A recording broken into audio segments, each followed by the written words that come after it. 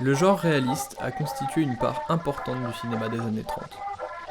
Dès son apparition, l'envie de se détacher du théâtre et de faire autre chose que des pièces filmées se ressent. Il sera aussi fortement marqué par la politique, cette dernière ayant un rôle conséquent dans le choix des sujets ou certains dialogues de films.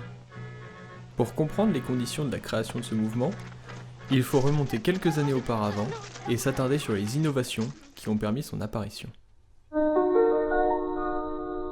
Oh, je voudrais tant que tu te souviennes des jours heureux où nous étions amis. En ce temps-là, la vie était plus belle et le soleil plus brûlant qu'aujourd'hui. La fin du 19e siècle et le début du 20e voient le développement de nouvelles technologies de restitution sonore, comme le phonographe d'Edison, le kinétophone, ou encore les gramophones de Bell et de Berliner. On retiendra entre autres le chronophone de Léon Gaumont créé en 1902. Ce dispositif servait à la retransmission de photoscènes, courtes mises en scène de chansons ou de morceaux musicaux tournés en plan séquence. Le dispositif sonore qui était alors un phonographe ou un gramophone, relié à la caméra, diffusait le son et les acteurs jouaient en playback.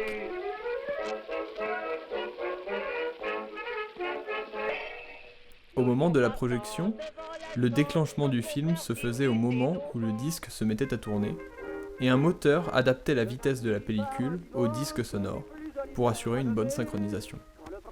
Suivra ensuite en 1911 une version adaptée aux grandes salles appelée le chronomégaphone.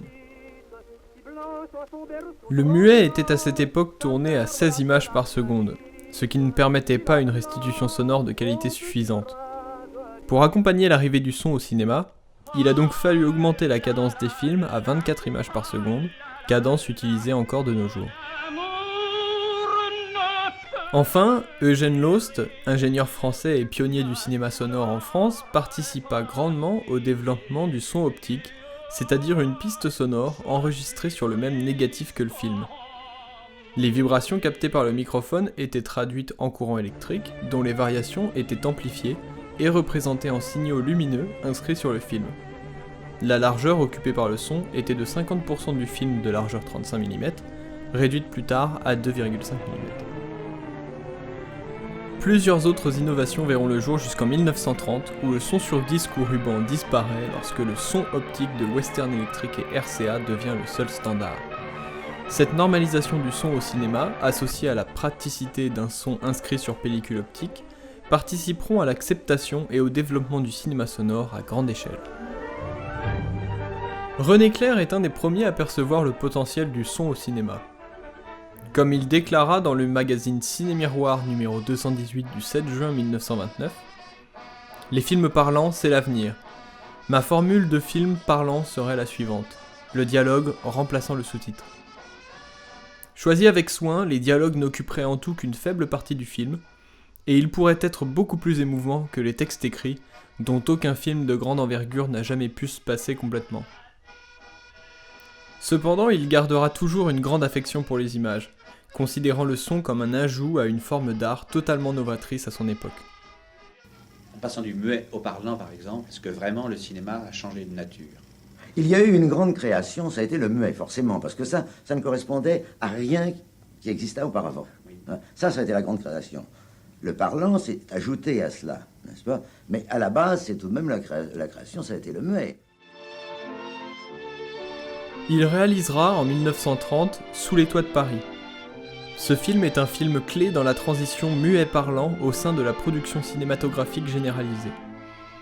Les dialogues y sont rares mais efficaces. Je n'ai pas envie de danser. C'est vrai? Oui. Ce film recevra de très bonnes critiques, comme celle de l'hebdomadaire Bordeaux Ciné, qui dira dans son numéro 94 du 9 mai 1930 que le son n'y est pas un argument commercial surexploité mais au contraire très justement utilisé, et que René Clair l'utilise autant que l'image pour dépeindre des scènes de vie quotidienne.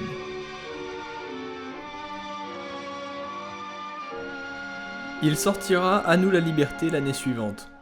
Ce film, inspiré du burlesque et du personnage de Charlot, est plus fantaisiste, laissant place à de nouvelles trouvailles visuelles, sonores et narratives. Charlie Chaplin s'inspirera d'ailleurs lui-même de ce film pour réaliser Les Temps modernes en 1936. René Clair travaille ici l'équilibre image-son grâce à la mise en scène mettant le son en abîme avec une histoire traitant de fabrication de tourne-disques.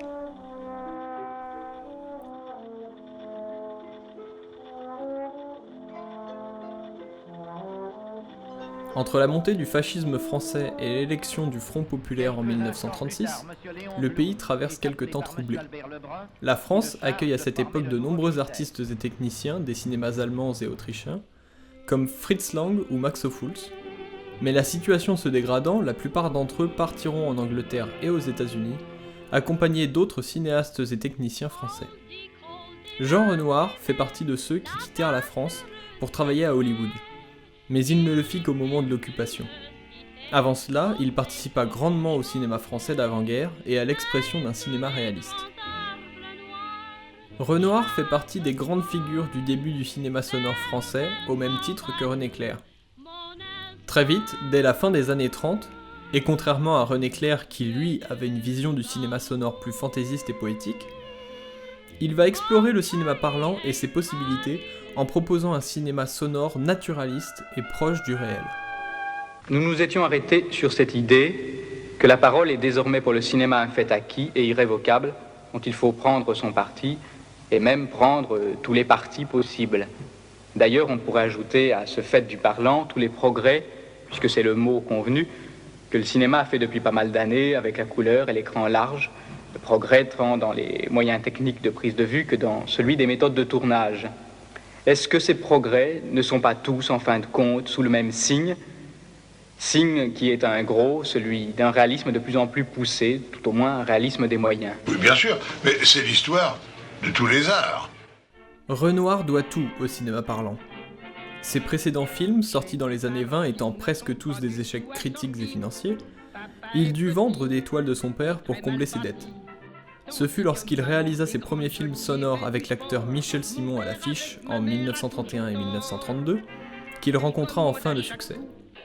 Parmi ses succès, on retrouve On purge bébé, adapté d'une pièce de Feydeau, écrit, tourné et monté en 3 semaines, La chienne, adaptation d'un roman populaire de l'époque, écrit par Georges de la Fouchardière, et Boudu sauvé des eaux, adaptation d'une pièce de René Fauchois. À partir de l'élection du Front populaire en 1936, Renoir va s'engager politiquement dans ses films et dresser des portraits de la France et de sa société. Jean Gabin sera très présent dans ses films de cette époque. On peut citer par exemple Les Bas-fonds en 1936. J'ai rêvé que je pêchais à la ligne. Oui. Je tirais de l'eau une brème énorme. Elle pesait au moins 5 livres. La Grande Illusion en 1937. Tout ce qui est respectable, qui s'occupait de bonnes œuvres. C'est pas de veine, parce qu'en général, chez les gens bien, c'est plutôt la vérole. Pas vrai, Boieldieu? Ah oui, ce fut longtemps un privilège, mais il se paie, hein, comme les autres. Ou encore La Bête humaine, en 1938. Alors Lantier, t'es venu faire un tour? Oui. Tiens, voilà Lantier. Ah, Caluche, comment ça va? Pas mal, t'es venu voir les misères? Ah oui, mais toi, tu vas comme ça. Mon Dieu, je vais au Havre. Il y a au moins 1 mois que j'ai pas quitté mon bled, alors je vais faire un petit tour en ville. Amuse-toi bien, hein. Il divisera la critique avec des films très différents, comme La Marseillaise en 1937, considéré encore comme l'un des meilleurs films jamais réalisés sur la Révolution française et ancré dans son contexte. Ou encore La Règle du jeu en 1939, film pessimiste à l'approche de la Seconde Guerre mondiale, dépeignant la société française et plus particulièrement les classes bourgeoises de l'époque, leur égoïsme et leur médiocrité. Le film est un tel miroir de cette société qu'il rencontre un échec cuisant, boudé par les spectateurs qu'il représente. Fin 1940, il s'expatriera vers les États-Unis et Hollywood pour fuir la guerre en Europe, mais il ne se fera jamais au système de production hollywoodien. En 1936, Julien Duvivier réalise un film demeuré célèbre, La Belle Équipe. L'histoire était simple. Des chômeurs montent une entreprise coopérative et se heurtent à de nombreuses difficultés. Il y eut 2 fins à ce film. Dans la version projetée sur les Champs-Élysées, l'entreprise échouait, alors qu'elle réussissait dans la version présentée au public populaire. Ce clivage est exemplaire des deux grandes tendances de ce qu'on a appelé le réalisme poétique, ou encore l'école française. Nous arrivons à la certitude que l'objet usuel aux époques de grandes techniques a été laid. Seuls les grands artistes s'en sont tirés. Alors ça veut dire que nous entrons dans des époques où il faut être ou un grand artiste ou rien du tout. Je trouve ça extrêmement grave, parce que cela enlève de l'exercice courant de la vie, dans la vie de tout le monde, la possibilité de la création artistique qui était constante et constante en tout. L'art ne serait-il donc qu'une vision plus directe de la réalité ? D'abord, écoutez, la perfection technique ne peut créer que l'ennui, puisque elle n'est que la reproduction de la nature. Admettez que nous arrivions au cinéma à donner l'impression parfaite d'une forêt. Nous aurons des arbres avec l'épaisseur de l'écorce, nous aurons des écrans encore plus grands, des écrans qui feront le tour du spectateur. Et nous sommes vraiment au milieu de la forêt. Nous pourrons toucher les troncs d'arbres, nous respirerons l'odeur de la forêt. Il y aura des machines automatiques qui dispenseront des parfums imitant l'odeur de la mousse. Alors, vous savez ce qui arrivera? Il arrivera qu'on prendra une Vespa et qu'on ira dans une vraie forêt, qu'on n'ira plus au cinéma. Pourquoi foutre voulez-vous aller s'embêter dans une salle de spectacle quand on peut avoir le vrai? Donc, l'imitation de la nature, n'est-ce pas, ne peut créer que la fin d'un art. Il ne s'agit donc pas, pour le romancier, le peintre ou le cinéaste, d'ajouter quoi que ce soit à la réalité. Leur rôle consiste à révéler aux autres hommes ce que leur vision particulière de la réalité leur permet d'y découvrir. C'est de ce postulat que part le réalisme.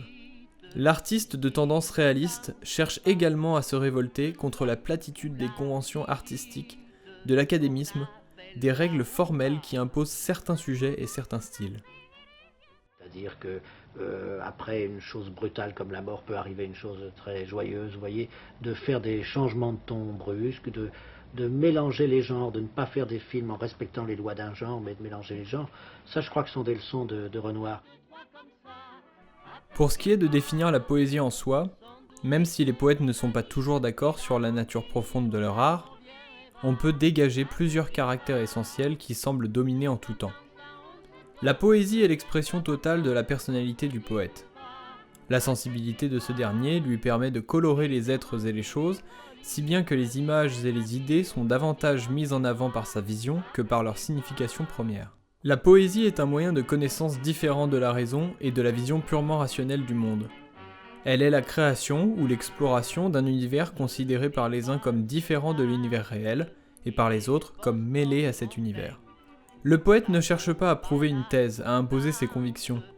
Il apparaît plutôt comme un guide et comme un interprète, un être sensible à certaines ondes dans l'amour, la mort, la nature. Le véritable cuisinier ne procède pas techniquement. Il procède instinctivement et il procède avec les sens. Au fond, nous en arrivons à la grande question, la question de l'intelligence et des sens. À titre d'exemple, un poète comme Jacques Prévert a pu influencer tout le réalisme poétique français en l'imprégnant de sa poésie douce amère, de ses accents désespérés et tendres. Les termes de poésie et de réalité à présent définis, déterminons leur influence sur les principales caractéristiques du mouvement. Des personnages et un environnement populaire, surtout des ouvriers, mais aussi des soldats, des prostituées, etc. La quasi-totalité des films sont urbains, concentrés sur l'idée même de la ville et des échanges qui y ont lieu. C'est l'aspect réaliste du courant. À vol d'oiseau, le quartier d'Alger qu'on appelle la Casbah, profond comme une forêt, grouillant comme une fourmilière, est un vaste escalier dont chaque terrasse est une marche et qui descend vers la mer. Entre ces marches, des ruelles tortueuses et sombres, des ruelles en forme de guet-apens, des ruelles qui se croisent, se chevauchent, s'enlacent, se désenlacent dans un fouillis de labyrinthe. Les unes étroites comme des couloirs, les autres voûtées comme des caves. De tous côtés, dans tous les sens, des escaliers, des montées abruptes comme des échelles, des descentes vers des gouffres sombres et plans. Des porches suintants, envahis de vermine et d'humidité. Des cafés obscurs, bondés à toute heure. Des rues désertes qui habitent le silence, des rues aux noms étranges. Des personnages maudits, souvent parias, représentant une classe sociale, mais aussi et surtout marqués par un fatalisme qui leur est propre. C'est avec Jacques Feder que commence à se mettre en place cette mythologie et ses héros. Ratés, marginaux, déclassés deviennent à la fois victimes et porte-parole implicites, alors que Duvivier s'intéresse aux perdants nés, aux ratés de la vie, et à leur mort marquée par une sorte de fatalité indifférente. Le destin, la fatalité est d'ailleurs un thème récurrent et central dans ces films, surtout avec l'imminence de la guerre. C'est l'aspect poétique du courant. L'importance du dialogue, qui romantise et met en évidence les enjeux dramatiques. Une grande partie des scènes est d'ailleurs tournée pour servir ces dialogues, dans le sens où la parole, l'idée exprimée verbalement, devient le centre d'attention. T'as de beaux yeux, tu sais. Embrassez-moi.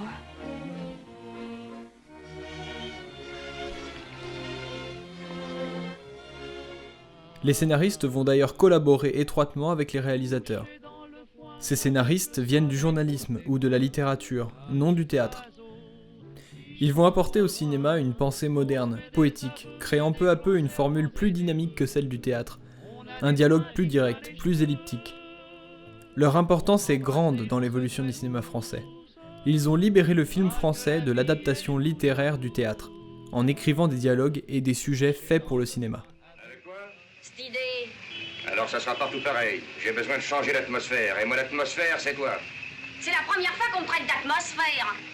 Si je suis une atmosphère, t'es un drôle de bled. Oh là là, des types qui sont du milieu sans en être et qui crânent à cause de ce qu'ils ont été, on devrait les vider. Atmosphère, atmosphère, est-ce que j'ai une gueule d'atmosphère? Tu t'ennuies avec moi? Mais non, Inès, je m'ennuie avec Alger. Si tu pars, je partirai avec toi. Ah non, alors ça non, c'est impossible. J'en ai marre de la Casbah. Si tu venais avec moi, tu serais une espèce de Casbah portative. Ah là là, 2 ans de Casbah, 2 ans que je suis avec toi, ça commence à faire un compte rond, tu sais. Me mets-toi à ma place. Inès le matin, Inès le midi, Inès le soir. T'es pas une femme, t'es un régime. En 1936, Marcel Carné commence la réalisation de ses propres longs métrages, accompagné par Jacques Prévert. Ils collaboreront pendant 10 ans. Tout notre effort a consisté, à Prévert à moi, d'essayer de camper des personnages vivants, de trouver des personnages secondaires qui ajouteraient un petit peu à la réalité de tout ça. Leur esthétique de réalisme poétique se base sur la représentation du petit peuple parisien et, comme chez Jean Renoir, sur une critique des valeurs bourgeoises. Voyons un exemple type de collaboration entre Carné et Prévert. Quai des Brumes, sorti en 1938, avec Jean Gabin, Michel Morgan et Michel Simon, adapté du roman de Pierre Macorlane. Le directeur de la photographie, Eugène Schuftan, travailla avec Fritz Lang, puis avec Max Ophuls. La poésie du film repose sur la tension de la mise en scène des éléments réalistes de la vie quotidienne et une stylisation artificielle du cadre, des décors et des dialogues qui rompt l'impression de réalisme et élève le film dans une dimension quasi onirique. Entre 1930 et les années de l'occupation allemande, le cinéma français a reflété tour à tour le chômage, la montée de la gauche et la menace de la guerre. Renoir sent l'arrivée de la guerre, et à travers La Grande Illusion, avec Jean Gabin et Erich von Stroheim, il va réussir à suggérer la guerre sans la montrer. On peut voir des photos du film illustrant l'absence de famille, le deuil, la tristesse. Franklin Roosevelt dira que tous les démocrates du monde doivent voir ce film. Hitler et Mussolini le critiqueront, et pendant l'occupation il sera interdit en France, avant de ressortir après la guerre. Nous avons décidé de ressortir La Grande Illusion parce que ce film nous paraît d'une actualité brûlante. Et les raisons qui font que ce film est d'actualité sont peut-être les mêmes qui ont fait qu'il a été d'actualité lorsque nous l'avons tourné. Ces deux photogrammes juxtaposent deux réalités. Celle d'enfants soldats qui n'ont pas encore subi l'épreuve de la guerre et dont les visages contrastent avec ceux des vieilles femmes en tenue de deuil. Le plan d'ensemble montre des hommes troublés par l'un de leurs camarades travestis en vue du spectacle. Il renvoie à l'absence des femmes à la guerre. Parallèlement, l'absence de famille est suggérée avec pudeur et sensibilité par Renoir en montrant cette table désormais trop grande. La guerre, c'est aussi ces puissants qui manipulent les forces en présence. Le portrait de l'empereur Guillaume II vient le suggérer. D'un point de vue esthétique, le réalisme poétique se rapproche beaucoup du cinéma expressionniste, qui représentait souvent la ville comme la personnification du vice, avec des rues déformées, des architectures torturées, suggérant ainsi une certaine déviance des milieux bourgeois. Cependant, cette idée est reprise, mais de façon plus nuancée. L'éclairage des rues subit des effets plus discrets. Les rues sont brumeuses, ombrées, baignant dans une sorte d'entre-deux. Ce travail subtil sur la lumière est sans doute l'élément visuel le plus caractéristique du réalisme poétique. Avec le langage du cinéma, le poète qui reste attaché au réalisme sait nous faire voir sous un angle neuf les objets les plus banals et les plus courants. Cependant, le réalisme poétique relève beaucoup plus d'un style que de la technique et du langage cinématographique. Jean Vigo nous réapprend à voir ce que nous avons constamment sous les yeux et dont nous oublions parfois la saveur, telle une simple bataille de polochons dont les plumes délicates volent au milieu des enfants qui rient gaiement.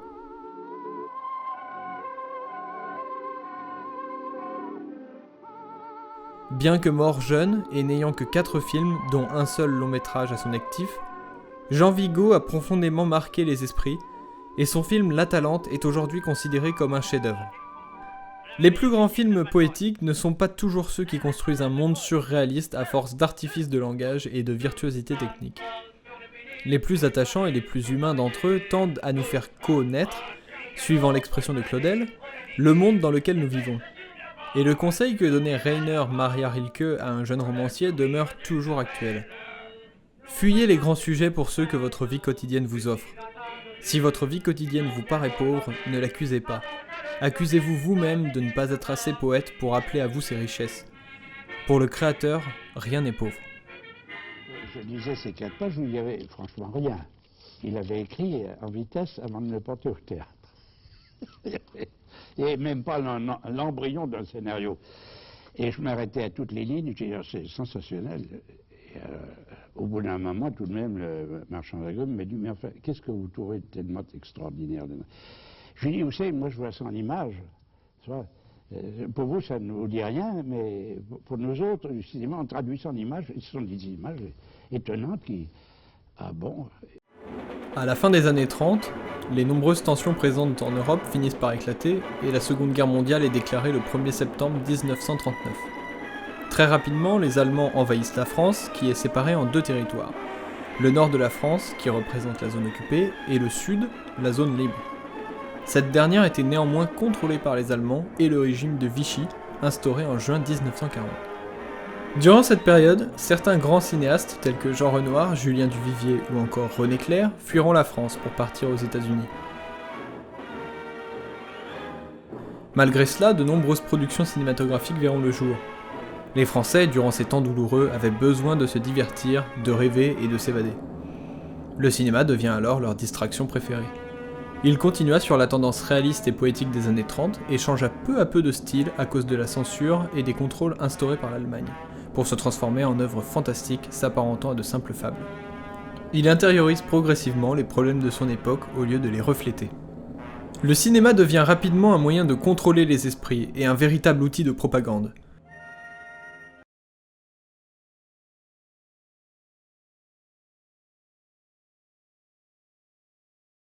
La censure allemande contrôle les sorties pour éviter toute tendance nationaliste. Cependant, quelques éléments de résistance apparaissent, comme dans le film Les Visiteurs du Soir de Marcel Carné, exemple de l'évolution du réalisme au fantastique, où les 2 amoureux transformés en statues de pierre par le diable voient leur cœur continuer de battre.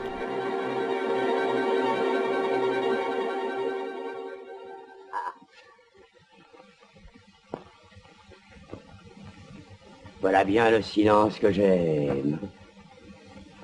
Le silence de mort. Qu'est-ce que c'est?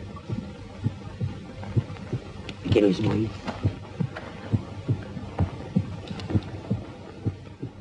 Ici, le diable fait directement référence à l'envahisseur allemand, et les 2 amoureux, aux Français qui résistent à l'occupation. Au final, c'est plus de 200 longs métrages qui verront le jour durant cette période, ce qui est considérable. C'est également pendant cette période que Marcel Carné produisit l'un des chefs-d'œuvre du cinéma français, Les Enfants du Paradis.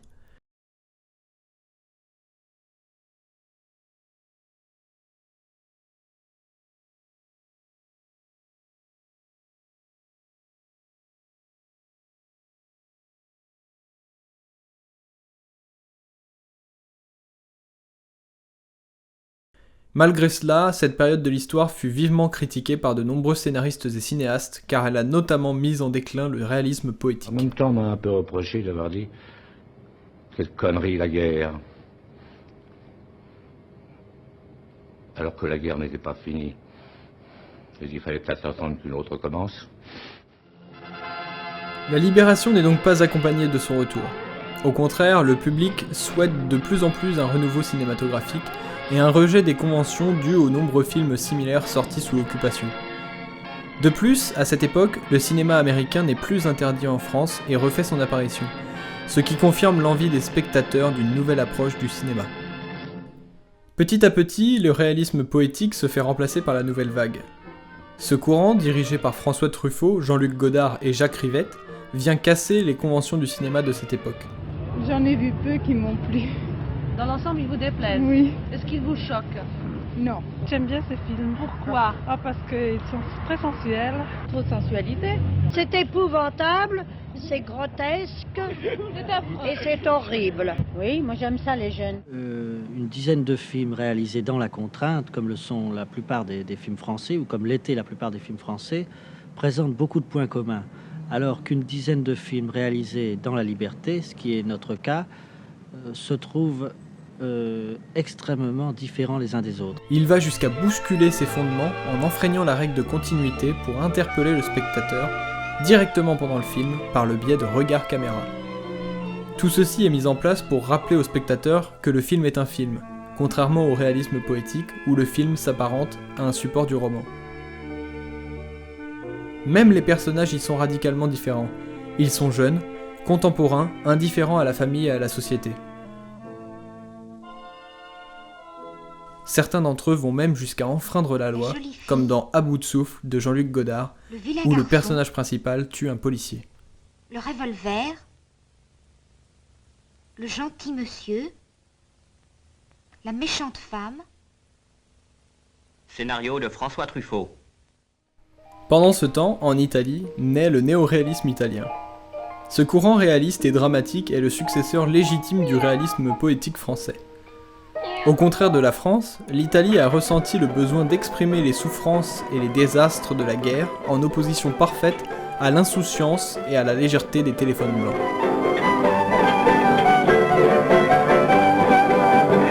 Per mangiare come quelli lì poco poco bisognerebbe guadagnare 1 milione al mese.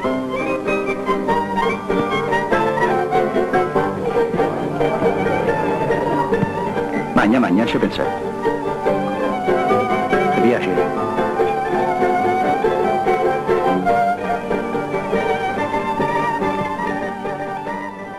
Aujourd'hui, le réalisme poétique est un style qui continue de vivre à travers de rares œuvres cinématographiques, comme Delicatessen de Marc Caro et Jean-Pierre Jeunet. Il est le reflet d'une société d'entre-guerres et d'une technologie naissante. Brisé par la Seconde Guerre mondiale, il a permis à d'autres styles cinématographiques de voir le jour.